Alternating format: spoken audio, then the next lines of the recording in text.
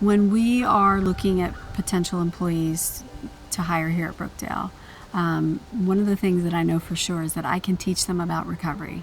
I can teach them about 12-step programs. I can teach them about the disease of addiction. But I can't necessarily teach them to be compassionate, caring people.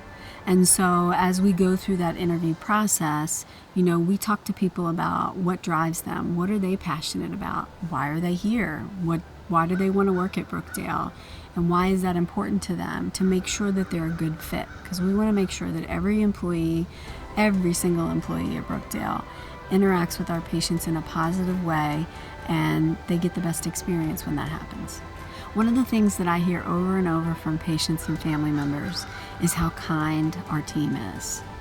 And that's something I'm incredibly proud of. The kindness that they show, even in the hardest moments, because this is challenging work that we do every single day, they lead with kindness and compassion and empathy.